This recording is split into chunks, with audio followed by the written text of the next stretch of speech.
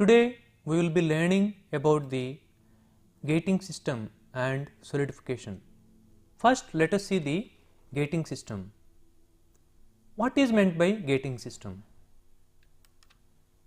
Gating system refers to all the sections through which the molten metal passes while entering into the mould cavity. So, these are the elements of the gating system. These are shown in this diagram. The first element is the pouring cup. We pour the molten metal into the cavity and there will be pouring cup which is enlarged at the top and it will receive the molten metal. So, this is the pouring cup.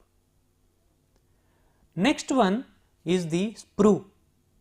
Sprue is the narrow passage, vertical passage through which we pour the molten metal through the pouring cup. We pour the molten metal through the pouring cup here and the molten metal passes through the sprue and it further passes into the cavity. So, it is the passage, vertical passage through which the molten metal enters into the mould cavity, that is the sprue. Next one, sprue well. So, here we can see this is the sprue. At the bottom of the sprue we can see the sprue well. So, this acts as a small reservoir of the molten metal. So, it receives the molten metal through the sprue from the pouring cup, then from the sprue well the molten metal will be passing into the further sections of the gating system. So, it is a small reservoir, this sprue well. Next element of the gating system is the runner. From the sprue well the metal flows through the runner, this is the runner, and into the further sections of the gating system. Next one, ingates. These are also sometimes termed as gates. So, here we can see small section. So, metal we have poured through the pouring cup and it through the sprue it has reached the sprue well, then it has passed through the runner, then it will reach this place. This is known as the ingate. In this casting only one ingate is shown, but in large castings there will be multiple ingates. In fact, the multiple ingates will be connected to the runner and from the runner the molten metal is distributed such that the molten metal will be passing through different ingates into the mould cavity. So, these ingates are the entrance of the molten metal to the cavity and this is the mould cavity. So, this is the casting which we are going to obtain after solidification. Next element of the gating system is the riser. This is one riser, here we can see one riser. So, we have kept this riser on the top of the mould cavity. So, this is the top riser. In the earlier section we have learnt that the primary function of the riser is to compensate the shrinkage of the liquid metal while it is freezing. So, here we have kept one riser. So, this is the top riser, and because of this top riser when the liquid metal in the cavity is undergoing freezing, then it undergoes shrinkage. That time the liquid metal in this top riser compensates the shrinkage. That is the primary function of the riser. Sometimes riser is also kept on a side. So, this is the side riser, because there is a hole here and it is very difficult to place a riser above this portion. So, we have kept a side riser. This also compensates the shrinkage which the casting undergoes during solidification. So, these are the elements of the gating system: pouring cup, sprue, sprue well, runner, ingates and riser. Now, let us see how these elements are designed. We will see one by one. First, let us see how this pouring cup is designed. First, before that, we should see the functions of the gating system. It should fill the mould cavity completely before freezing. Before the mould cavity is filled with the molten metal, freezing should not start. Next one, while the molten metal is entering into the gating system, it should not be undergo any turbulence. There should be minimum turbulence, and there is a chance that when the liquid metal is entering into the cavity, it may erode the sand, and this erosion of the sand should be minimized, and there is a chance that some inclusions may enter into the cavity, and these inclusions should be removed, and the molten metal flow should be regulated while it is entering into the cavity, and the gating system should consume least metal so that there will be less scrap, and the contaminants may enter into the cavity. The contaminants should be trapped by the gating system. And next one is the establishment of the directional solidification. Directional solidification means the part which is away from the riser, it should solidify first. Next, the part of the casting which is nearer to the casting riser, that should solidify. Finally, riser should solidify. That is the meaning of the directional solidification. So, a good gating system should ensure all these functions. Now, let us see the design of the pouring cup. So, this is a moulding box and this is a mould, and inside there is a cavity, and here we can see the pouring cup. This is cut manually. This is a convention. In most of the cases, pouring cup is cut manually in a conical way. But there are some limitations, drawbacks of this pouring cup which is cut manually. One is the surface of this conical cup is rough and there will be sand particles. When we pour the molten metal on this cup, small particles of the sand, they are eroded and they go inside the cavity. And another drawback is the molten metal swirls, it rotates, and finally it will create turbulence inside the cavity. So, these are the drawbacks of the manually cut pouring cups. So, to overcome these drawbacks, nowadays many companies are manufacturing ready-made pouring cups, ceramic cups. So, these are the ceramics cups available in the market. So, these cups are available at different dimensions. Depending upon the casting we are going to make, depending upon our requirement, we can purchase any pouring cup which suits our requirement. And here we can see one drawback is when we pour the molten metal into the cavity through this pouring cup, the molten metal starts swirling, it rotates, and when it goes inside there will be turbulence, and that should be prevented in the very beginning itself. So, here we can see this is the pouring cup, here we can see the anti-swirl bar. So, it prevents the swirling or the rotation of the molten metal, so that the molten metal passes inside straight and there will be minimum turbulence. So, that is another advantage of using these ceramic pouring cups. So, these are the typical dimensions of the pouring cups. Pouring cups are available round shape, round inlet and also square inlet. For the round inlet and round outlet cups, these are the dimensions. The inlet diameter will be 2 inches, outlet diameter will be 1 inch and height will be 1.5. Here 5 inches, 2.5 inches and 5.25 inches, and here 8 inches, 3 inches, 5.5 inches, 10 inches, 4 inches and the height is 8 inches. And if it is a square inlet and square round outlet, These are the dimensions.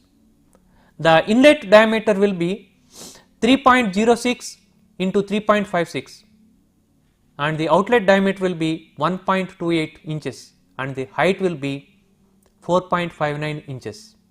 Here 4.13 into 5.25, here it is 1.5 and the height is 5 inches. Here 5.5 into 6.25 and the outlet diameter is 2 inches and the height is 6 inches. So, these are only the typical dimensions. In fact, many more dimensions are available and depending upon our requirement, the appropriate pouring cup can be chosen. Now, let us see the design of the sprue. The design of the sprue is based on the law of continuity of mass. The law of continuity mass states that the rate of flow of mass of the fluid is constant at any cross section. This is the pouring cup, the upper portion, and this portion from 2 to 3 is the sprue. We pour the molten metal this way through the pouring cup and the molten metal passes through the 2 and 3, finally it goes inside the cavity. Cavity is gating system and the cavity are below this 0.3. Now, the mass of the liquid metal flowing through 1 and 2 and 3 will be same as per the law of continuity of mass. So, we can say that m, the mass flow rate, is equal to dA1V1, that is equal to dA2V2, that is equal to dA3V3, where d is the density of the liquid metal, A1 is the area of cross section at 0.1, A2 is the area of cross section at 0.2, A3 is the area of cross section at 0.3. Next one, V1 is the velocity of the liquid metal at 0.1, V2 is the velocity of liquid metal at 0.2, V3 is the velocity of liquid metal at 0.3. So, if we divide this above equation, this equation by d, whole thing if we divide by d, here this d gets cancelled. Mass is the product of density and volume. So, that density gets cancelled and here we get q, that is the volume, is equal to A1V1, that is equal to A2V2, that is equal to A3V3. So, q is the volume rate of flow. So, this is the equation which we have got earlier. Now, V2, that is the velocity of the liquid metal at 0.2 is given by root of 2g h1, where h1 is this height, and V3, that is the velocity of the liquid metal at 0.3 is given by root of 2g h2, where h2 is this much. Now, A2 by A3 is equal to root h2 by root h1. Now, this h2 is greater than h1. So, this ratio is greater than 1. That indicates that the A2 should be greater than 1, means that A2 should be greater than A3, means the area of cross section of the sprue at the inlet, that is at 0.2, should be greater than the area of cross section at 3. That is why that sprue should be given a taper. If this taper is not given, then that results in aspiration. Air enters into the mould cavity. So, based on this law of continuity of mass, the sprue is designed. The sprue is given a taper. The area of cross section at the inlet is more. The area of cross section at the exit, that is at 0.3, will be less. Next one, let us see the design of the choke. First of all, what is meant by choke? Again, let us see, this is the pouring cup and this is the sprue. and we have already seen that the cross sectional area at the inlet of the sprue will be more than the cross sectional area of the sprue at the exit, and the minimum cross section or the smallest area that occurs at the bottom of the sprue is known as the choke area. Means the cross sectional area that is occurring at this point 3 or that is at the exit is the choke area. So, this choke area is designed. Once this choke area is designed, even this A2 can be designed, that we have already seen. Choke area is designed based on Bernoulli's theorem. Now, let us see this Bernoulli's theorem. Bernoulli's theorem is based on the principle of conservation of energy and relates pressure, velocity and elevation. Let us see the Bernoulli's equation. The Bernoulli's equation is well known and it states that P by dg plus V square by 2g plus Z minus delta F is equal to H, where P by dg is the flow energy per unit weight, P is the pressure, D is the density of the liquid metal, V square by 2g is the kinetic energy of the fluid per unit weight, Z is the potential energy of the fluid per unit weight, delta F is the frictional loss. Yes, when the molten metal is passing through the gating system, yes, there will be friction, there will be frictional loss, and H is the total energy of the fluid per unit weight, which is always constant along the same streamline. So, this is the Bernoulli's equation.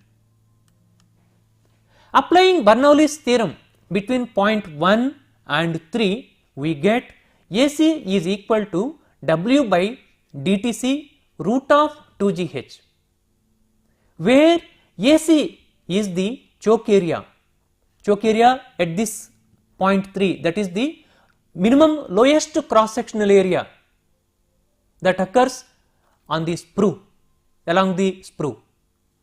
W is the casting weight, D is the density of the liquid metal, T is the pouring time in seconds, C is the efficiency factor, G is the acceleration due to gravity, and H is the effective height of the metal head.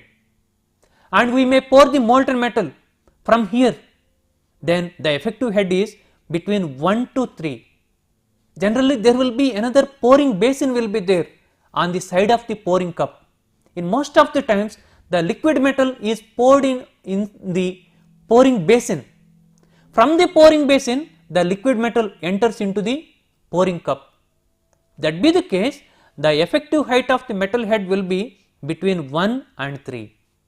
Sometimes the liquid metal is poured directly from the ladle from a far away height, may not be very far, little above 0.1, and directly from the ladle it will be falling into the sprue cup.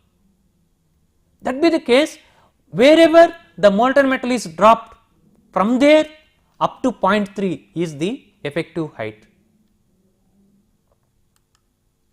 Now, calculation of the pouring time. In the previous slide, we have seen there is pouring time. So, how to calculate this pouring time? For grey iron castings, and that too when the casting weight is less than 1000 pounds, pouring time is given by this formula.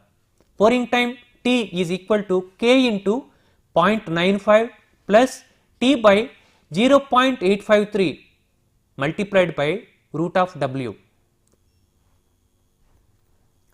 where K is the fluidity factor which depends upon the temperature and composition of the molten metal, and this K varies between 1 to 1.6. T is the average thickness of the casting in inches, W is the weight of the casting in pounds, pouring time in seconds. And let us see the pouring time for grey iron castings when the weight of the casting is more than 1000 pounds. The pouring time T is given by K into 0.95 plus T by 0.853 multiplied by qth root of W, where K is the fluidity factor which depends upon the temperature and composition of the molten metal, and it varies between 1 to 1.6. T is the average thickness of the casting in inches, W is the weight of the casting in pounds, pouring time in seconds. Now let us see the pouring time for shell molded ductile iron. Pouring time is given by T is equal to K into root of W. K is about 1.4 for castings of thinner sections, and this K is about 1.8 for castings of medium sections, and it is about 2 for castings of heavier sections. W is the weight of the casting and pouring time in seconds. Let us see the pouring time for steel castings. Pouring time T is given by K into root of W, where K is about 1.2 for castings of weight 100 pounds. It is about 0.4 for castings of weight 1 lakh pounds, and W is the weight of the casting and pouring time in seconds. Let us make a sample calculation. Let us consider a casting of weight 400 pounds and the average thickness of the casting is 1 inch.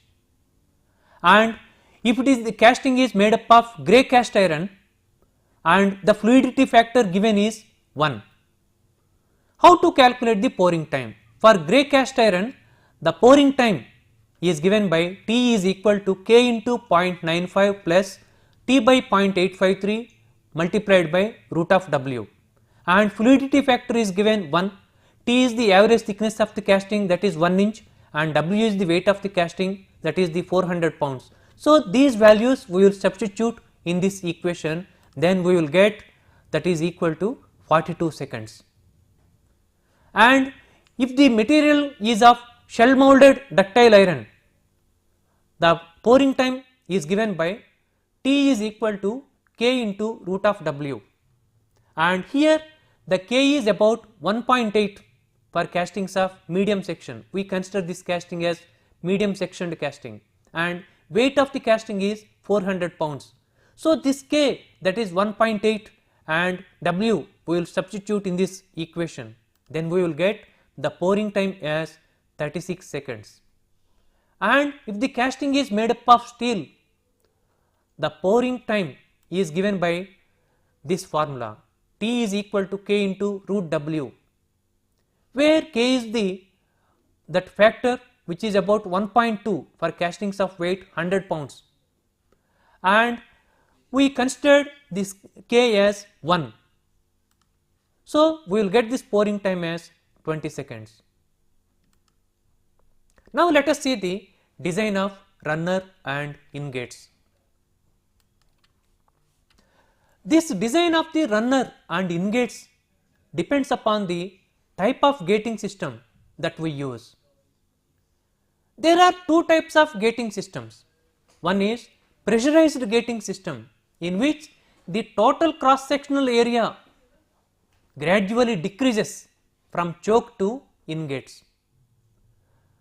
In the unpressurized gating system, the total cross sectional area gradually increases from choke to ingates generally. So these are the typical gating ratios. In the case of the pressurized gating system, AC, that is the choke area, and AR, that is the cross sectional area of the runner, AG, that is the total cross sectional area of the ingates.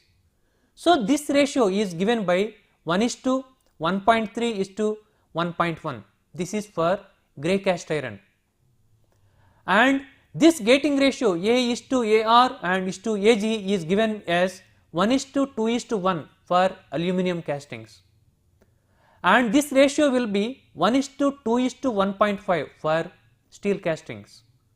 So, these ratios are for pressurized gating system, and in the unpressurized gating system the area of cross section of the runner will be more than the area of cross section of the choke. So, here AC, that is the choke area, AR, that is the area of cross section of the runner, AG, that is the area of cross section of the ingates, that is the total cross sectional area. Sometimes we may use multiple ingates, that is why this is the total cross sectional area of the ingates, that is taken as 1:4:4 for grey cast iron, and for aluminum castings it is taken as 1:3:3, and for steel castings it is taken as 1:3:3. So, these are the typical gating ratios. So, once we design the choke, then we can design the runner. The runner cross sectional area is proportional to this choke area. Based on this ratio, we can take, suppose if the choke area is 1 unit, then the cross sectional area of the runner will be 1.3. Then the total cross sectional area of the ingates will be 1.1. Likewise, we have to change the total cross sectional areas of the ingates and the cross sectional area of the runner. This is the comparison of the two gating systems, pressurized gating system and unpressurized gating system. So, in the case of the pressurized gating system, the total cross sectional area decreases towards the mould cavity, whereas in the unpressurized gating system the total cross sectional area increases towards the mould cavity. In the case of the pressurized gating system, there is more turbulence and chances of mould erosion, here less turbulence. In the case of the pressurized gating system, flow of liquid metal in volume is almost equal from all ingates. Here in the unpressurized gating system, flow of liquid metal is different from each ingate. In the case of the pressurized gating system, as the cross sectional area is becoming narrow towards the mould cavity, less metal is required, so that results in more casting yield. Here we get less casting yield, and complex and thin sections can be successfully cast in pressurized gating system, whereas complex and thin sections may not be successfully cast with unpressurized gating system. Design and location of ingates. So, what are the guidelines for design and location of the ingates? Multiple ingates are preferred for large castings, and whenever an ingate meets the casting, there should be a fillet. This reduces the turbulence, and the length of the ingate should be 3 to 5 times the ingate's width, depending upon the metal being cast. Curved ingates should be avoided as far as possible. Next, let us see the design of riser. What is the primary function of a riser? It should act as a reservoir of the molten metal in the mould to compensate the shrinkage during solidification. Guidelines for riser design and location. The riser must not solidify before the casting. Second one, the volume of the riser or risers must be large enough to feed the entire shrinkage of the casting. Next one, the pressure head from the riser should enable complete cavity filling. Next one, risers must be placed so that the liquid metal can be delivered to locations where it is most needed. Important methods of riser design. One is Caine's method and the other one is Modulus method. First, let us see this Caine's method. So, here this is the method suggested by the Caine. He has suggested that we have to find out two ratios before we judge whether a riser will give us a sound casting or a defective casting. One ratio is riser volume by casting volume, we have to find out, and we have to find out another ratio which is known as freezing ratio. This freezing ratio is given by this expression: casting surface area by casting volume whole divided by riser surface area by riser volume. So, when we design a riser for a casting, these two ratios we have to find out, and if these two ratios are meeting somewhere here, means that is a sound casting, means here he has plotted a curve which will judge the nature of the casting which we are going to obtain after solidification. Here is the curve we can see. So, if these two ratios, if those 2 points are meeting on the right side of the curve, then we will get a sound casting. On the other hand, if these two ratios are meeting on the left side of this curve, then there will be a shrinkage. That is how we can judge whether the riser is effective or not, whether the riser which we have designed will lead to a sound casting or it will result a shrinkage casting. Next one, the riser design using modulus method. Here we can see modulus of solidification. Modulus of solidification of a casting or riser is defined as the ratio of its volume to surface area. So, this is the expression: modulus of solidification is the volume divided by surface area. This method is based on Chernov's rule. Let us see this Chernov's rule. This is the Chernov's rule. Chernov has suggested that TST is equal to Cm into V divided by A to the power of n, where TST is the total solidification time, V is the volume of the casting, A is the surface area of the casting, and n is the exponent, and it is usually taken as 2. Cm is a constant which depends upon the mould material. So, here we can see V by A, that is the modulus. What Chernov's rule tells us? So, this is the Chernov's expression: a casting with a higher modulus solidifies more slowly than a casting with a lower modulus. Even this expression tells us the same thing, and to feed the molten metal to the casting, the total solidification time of the riser must be greater than the total solidification time of the casting. Since the mould constants of riser and casting will be the same, design the riser so that the riser will have larger modulus, so that it remains in liquid state for a longer time. It takes more time for solidification, so that it will be feeding the casting. So, we have seen that the modulus of the riser must be greater than the modulus of the casting, then only the riser can feed the casting. The modulus of the riser must be greater than the modulus of the casting. If that be the case, it should be greater by how much?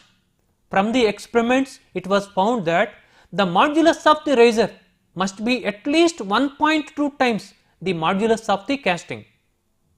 If the modulus of the riser is 1.2 times the modulus of the casting, then the riser can successfully feed the casting.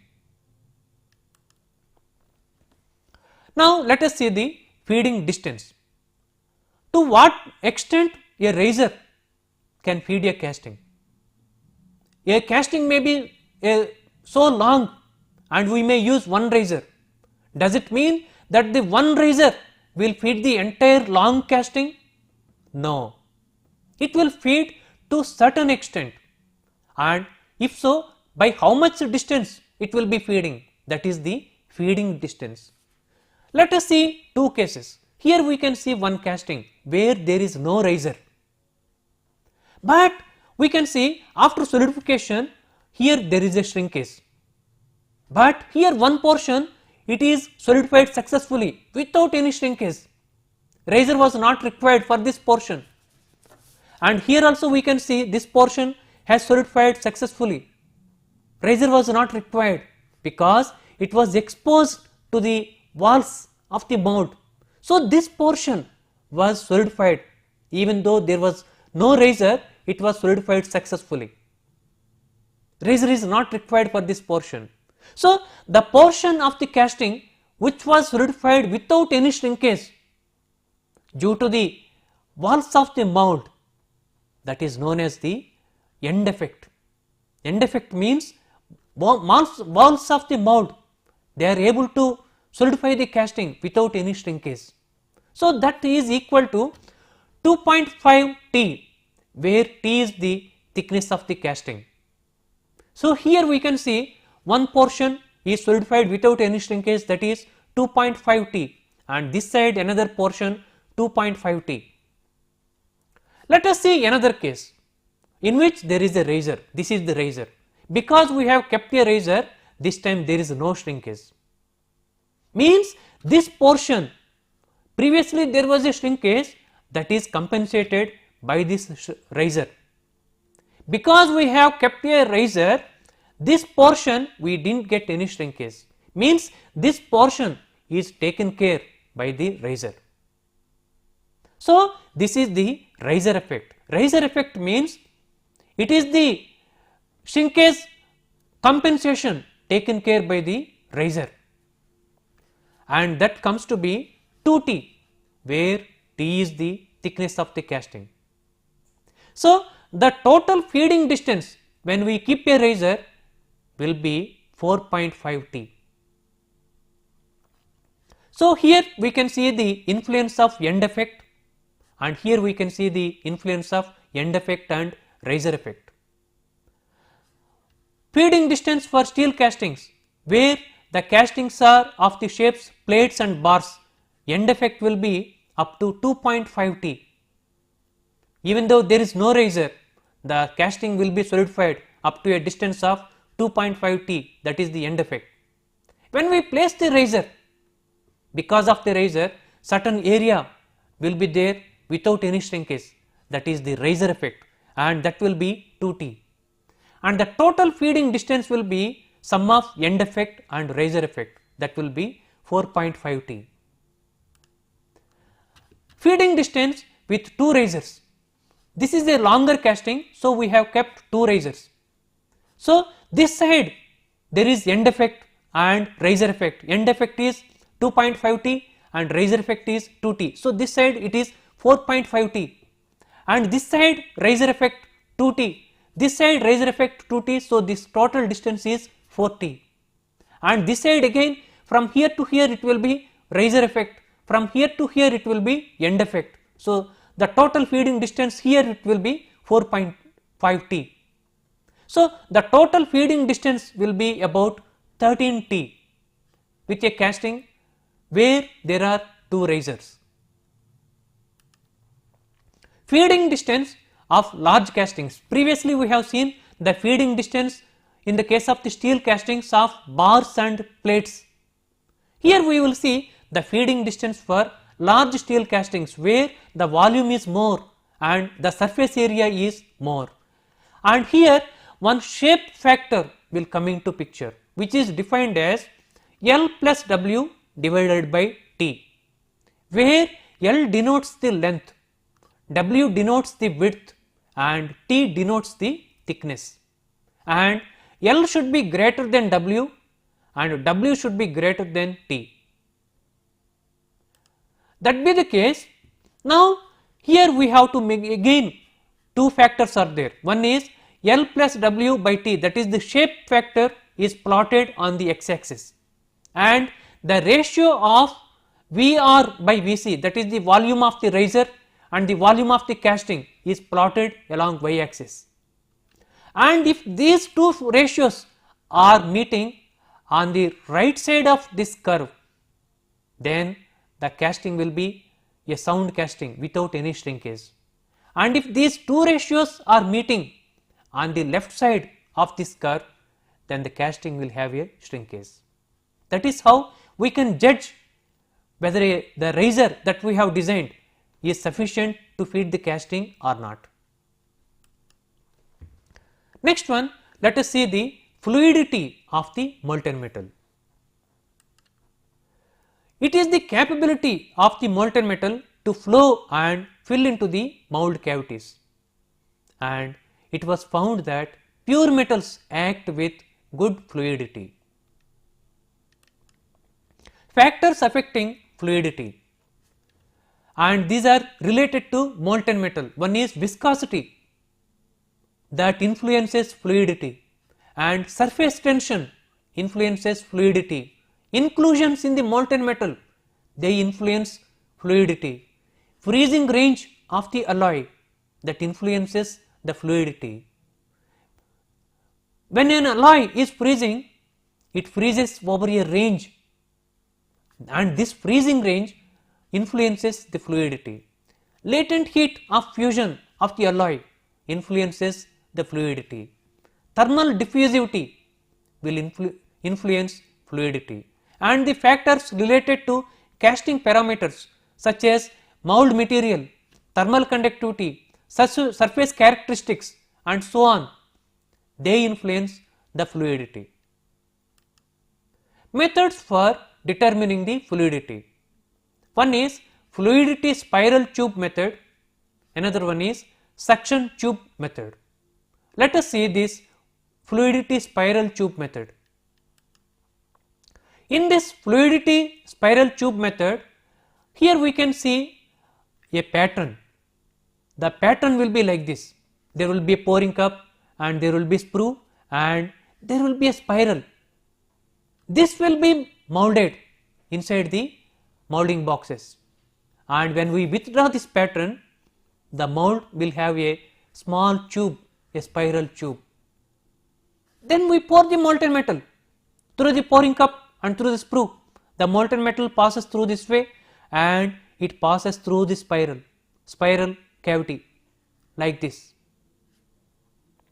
and the length of the molten metal that is passing through this spiral cavity will be dependent on the fluidity of the metal. If the molten metal has got higher fluidity, it travels in this spiral for a longer distance, and if it has got a lower fluidity, it travels for a shorter distance. So, the length, that is length of the molten metal that is solidified in this spiral cavity, is the measure of the fluidity. Next one, solidification of the casting,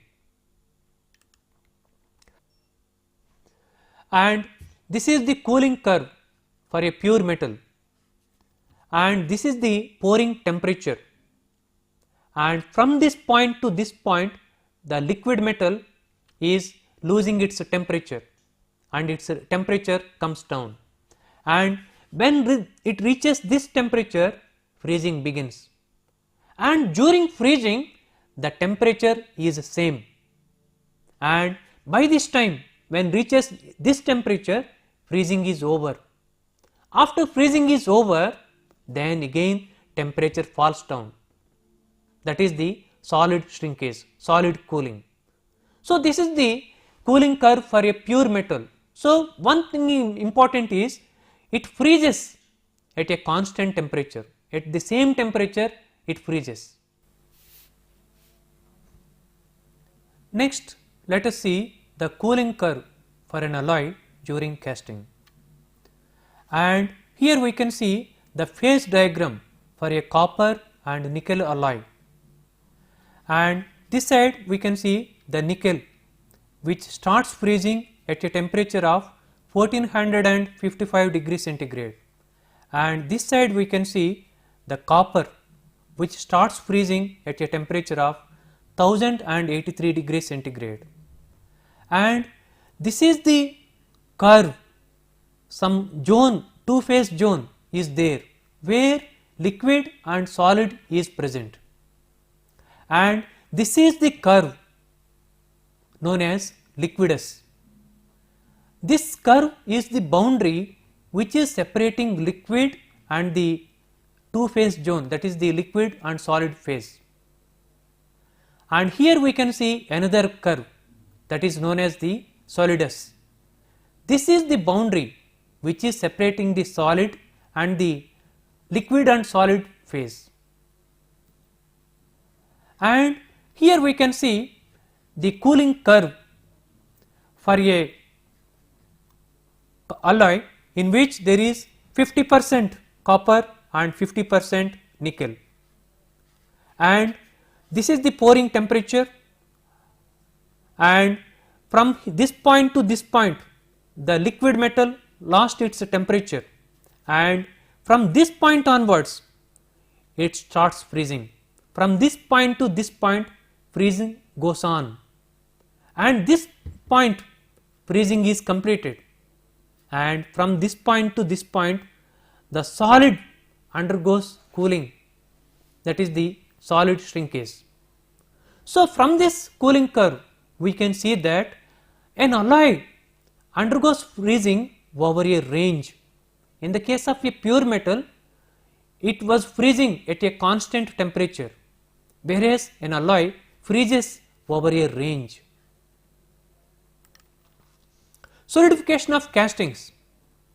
In solidification there are two terms, one is nucleation and growth. Nucleation refers to the process in which tiny solid particles called nuclei are formed when the liquid metal cools below its liquidus temperature. These nuclei will grow and form solid particles, and it results in solidification.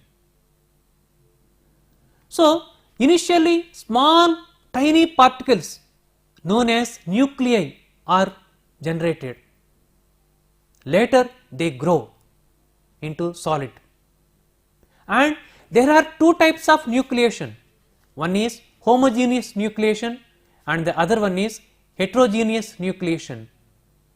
In the case of the homogeneous nucleation, it occurs without the help of any foreign particles. In the case of the heterogeneous nucleation, it occurs with the help of foreign particles such as mould material, impurities, and sometimes we also add some materials which are known as nucleating materials or nucleating agents. Now, let us see something more about homogeneous nucleation. In the nucleation we have seen that first the solidification starts like this, tiny solid particles are generated, and these tiny solid particles will be growing and it will result in solidification. But if these tiny solid particles have to turn into solid casting, the size of these tiny particles must be a certain size, that is known as the critical nucleus. Critical nucleus means it is the nucleus of the minimum size which will develop into solid casting. This requires supercooling. The critical nucleus radius r is given by the following equation. R is equal to minus 2 sigma divided by delta Fv, where sigma is the specific surface energy and delta Fv is the change in free energy. Next, let us see the heterogeneous nucleation. In this heterogeneous nucleation, the solid phase crystallizes on a foreign particle, hence larger nucleus is generated, and the degree of supercooling needed for solidification is smaller. And in castings, the heterogeneous nucleation is the dominating mechanism, and scarcity of foreign materials in the central part of the casting will be less, so that results in homogeneous nucleation.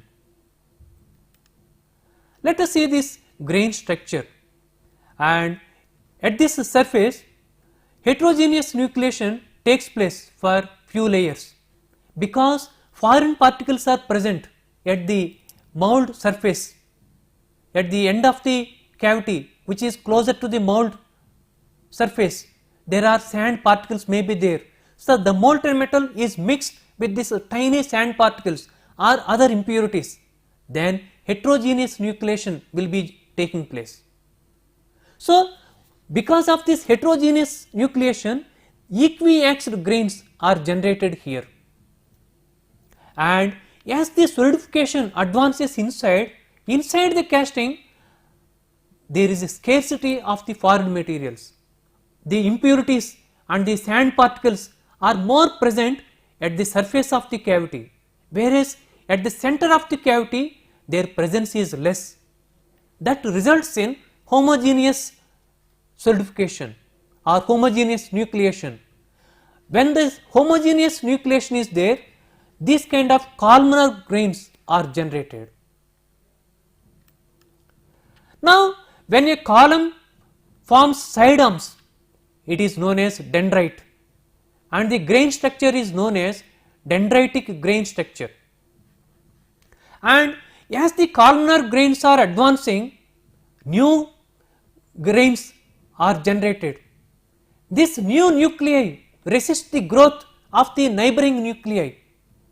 Because of that, again equiaxed grain structure is generated inside. So, outside, because of the foreign particles, because of the impurities, equiaxed grains are generated, and inside, because of the purity of the metal, because of the absence of the foreign materials, columnar grains are generated, and inside these columnar grains are resisting the growth of the nuclei, again equiaxed grains are generated. And these columnar and dendritic grain structures are coarse and directional, and they are undesirable in most of the situations. So, this can be changed in practice by adding nucleating agents which produce equiaxed grain structure in the entire casting. We add nucleating agents, and the nucleating agents for different alloys are as under. For aluminum alloys, titanium compounds, and for plain carbon steels, aluminum compounds, and for stainless steel, calcium and magnesium cyanides are used as the nucleating agents, and for magnesium alloys, zirconium carbide, zirconium nitride and zirconium oxides, they are used as the nucleating agents, and for cast iron, sulfur compounds are used as the nucleating agents. So, using these nucleating agents, we can get a better structure. So, these are the three basic types of cast structures. One is columnar dendritic. So, this is the columnar dendritic, and another one is equiaxed dendritic. Here we can see equiaxed dendritic, and another one is equiaxed non-dendritic. This is the equiaxed non-dendritic structure. So, these are the three basic types of cast structures. Now, let us see the cooling shrinkages. When a liquid metal cools from its pouring temperature in a casting, it undergoes three types of shrinkages. One is liquid shrinkage. It occurs during cooling up to the liquidus temperature, and it is about 0.5% of the room temperature volume. It is very small. Next one is the solidification shrinkage. As we have already seen that an alloy freezes over a range.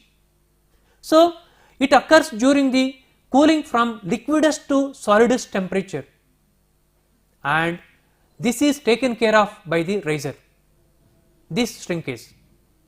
In fact, liquid shrinkage and solidification shrinkage, they are taken care of by riser. The liquid metal present in the riser compensates the shrinkage caused due to liquid shrinkage and solidification shrinkage. Next one is the solid shrinkage. There is a difference. This is the solidification shrinkage, means shrinkage which is caused when the liquid metal is transformed into solid metal during solidification. Whereas this is the solid shrinkage, means shrinkage after the metal is completely solidified. When the solidified metal is cooling down to room temperature, it undergoes shrinkage, and it is a function of the coefficient of thermal expansion of the material, and this can be taken care of by providing shrinkage elements to the pattern. And these are the solidification shrinkages for important cast metals and alloys.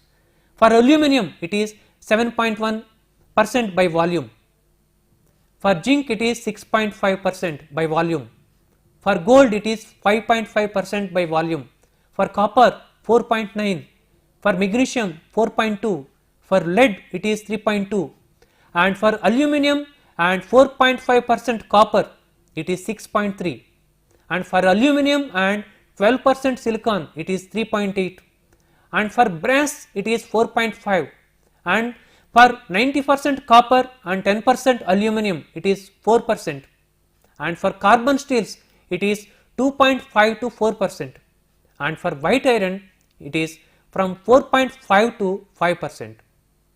Liquid shrinkage is only about 0.5% of the volume.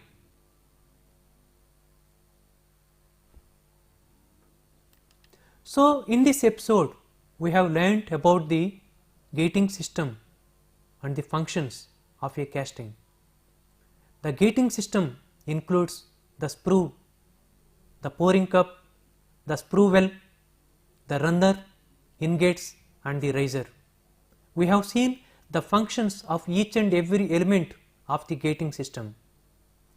We have also seen the concept of feeding distance, the distance covered by a riser to compensate the shrinkage.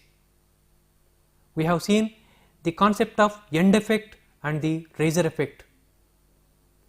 We have also learnt about the fluidity and the solidification.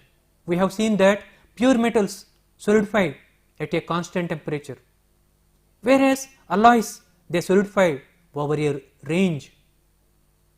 And we have also learnt about the cooling shrinkages. They are the liquid shrinkage, solidification shrinkage and solid shrinkage. This liquid shrinkage and solidification shrinkage are compensated by providing the riser, whereas this solid shrinkage is compensated by providing shrinkage elements to the pattern. And in the next episode we will be learning about the casting defects. Thank you.